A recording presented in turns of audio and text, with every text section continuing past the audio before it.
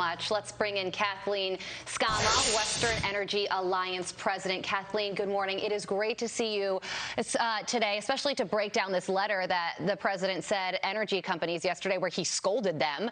And one of the things that he said is that refineries, the companies that turn crude oil into gasoline, are not doing that at a high enough rate because they are charging more to turn a profit. Is that true? No, that's not true. Refiners and producers do not have control over the price of oil on the world market. And right now, refining capacity is down about 1 million barrels because of several reasons, contracted during COVID, but also because of pressure on climate change, pressure to get away from fossil fuels. Many refiners shifted capacity from oil to renewables. And so we have lost capacity in this country. Yeah, the other thing that the president said in this letter yesterday, Kathleen, that I thought was pretty amazing is he said, I am prepared to use all tools at my disposal as appropriate to address barriers to providing Americans affordable, secure energy supply. So the president is saying that he's all in. He's willing to do anything to help decrease gas prices. So what are some of the things that the president can do today to make that happen?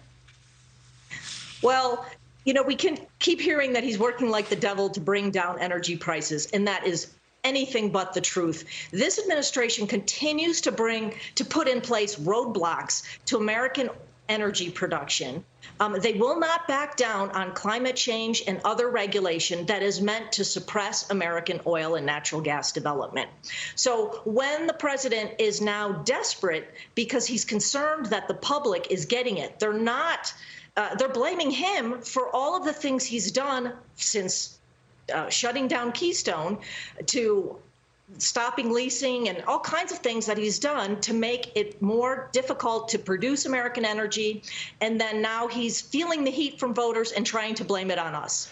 Yeah, that's interesting. So when the president also says, this is sort of a fact-checking segment, and you know, you providing the facts here to what the president is saying. When the president says that there are 9,000 unused leases and permits, and oil companies aren't drilling because they want to keep the oil in the ground so that there's a shortage of it and they can charge higher prices, is that true? Well, you know, then he should talk to the environmental groups that they keep settling with, because we have about 5,900 leases that we can't develop on because it's held up in litigation. Now we've got 3,000 permits that the environmental groups are sued on because they don't want those permits to move forward and drilling to take place. So, you know, he says all these things, but all of the actions are actually meant to stop production, particularly on federal lands and waters. How long, Kathleen, do you think prices are going to stay at these record highs that we're seeing right now? I certainly cannot predict prices. There are too many factors that go into the price of oil globally, and then we have refining capacity that's constrained, and that's why prices are high, particularly for diesel, because there is a shortage because our refining capacity is down.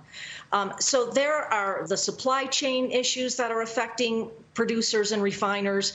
We do not set the price of oil globally. We're trying to increase production and bring it down. And the American producer has increased production. But there's still there are roadblocks. And in the past, under the Trump administration, we were able to produce, and we had a political environment where we could. This time, there are too many obstacles, and then you layer on top all of the supply chain issues that we're all facing, and it's causing a pinch for consumers, and we're trying to bring those prices down, but it's very difficult in this political environment. And I still can't get over the fact that the president yelled at oil and gas companies yesterday in this very strongly worded letter when he was campaigning on a promise to end fossil fuels in this country. Kathleen, got to leave it there. Thank you for joining us again. We so appreciate it. Thank you. You're very welcome.